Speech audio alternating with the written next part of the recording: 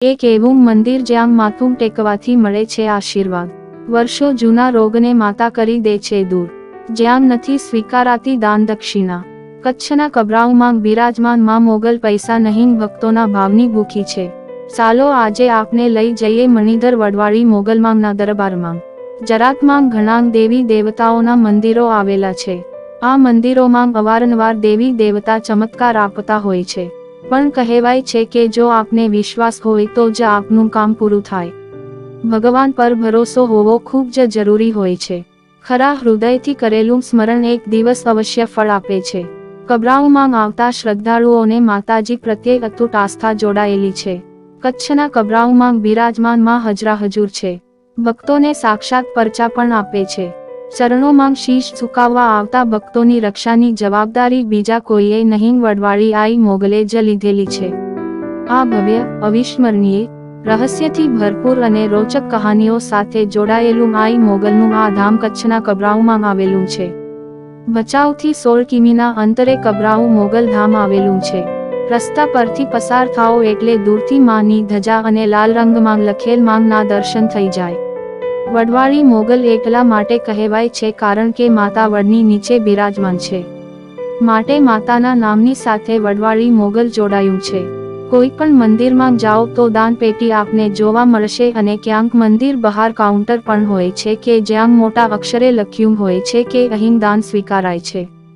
પણ આ મંદિર અન્ય મંદિરો કરતાં અલગ તરી આવે છે કારણ કે કબરાઉ મોગલધામમાં 1 રૂપિયાનું દાન સ્વીકારાતું નથી. દાન કોને અપાય તો કહે છે દાન તો દીકરીને જ અપાય. માતાજીએ અહીં તેમની હયાતીના પુરાવા આપ્યા છે. માએ નિસંતાનને ત્યાં ઘોડિયું બંધાવ્યું છે, જેની સાબિતી અહીંની દિવાલ પર નાના ભૂલકાઓના ફોટો લગાવવામાં આવ્યા છે. એક ફોટો માના આશીર્વાદની સાબિતી આપે છે કે માએ કેટલાને ખોળાનો ખૂંદનાર દીધો ને કેટલાયના ઘરમાં દીકરી રૂપે દીપ પ્રગટાવ્યો. અનેકોને આઈએ ગંભીર બીમારીઓથી મુક્તિ અપાવી છે. મોગલના આ ધામમાં આવતા લોકોના મનમાં એક સવાલ હોય છે કે માતાને પ્રસન્ન કેવી રીતે કરવી? તો તેનો જવાબ બાપુ ખુદ આપે છે. માં મોગલને ખુશ કરવા અને તેમના આશીર્વાદ મેળવવા માટે મોગલ માનનો કોઈ દીવો કરવાની જરૂર નથી. માત્ર તમે તમારી કુળદેવીનો દીવો કરી તમારી કુળદેવી અને મોગલ માંગનું સ્મરણ કરો. આ કરવાથી મોગલ માંગ તમારા પર કૃપા વર્ષાવશે. માંગ મોગલને ગુગળનો ધૂપ ખૂબ જ પ્રિય હોવાથી ગુગળના ધૂપમાં ગાયનું ઘી નાખીને ધૂપ કરો અને માંગ મોગલના આશીર્વાદ હંમેશા ભક્તોની સાથે જ રહે છે. એ તો 18 વરણની માંગ છે. જ્યારે માંગ મોગલને આસ્થાથી અને શ્રદ્ધાથી માનવામાં આવે તો એ તમારી સાથે છે અને પોતાના દુઃખ દૂર કરે છે અને તેમની કૃપા હંમેશા વરસતી રહેશે.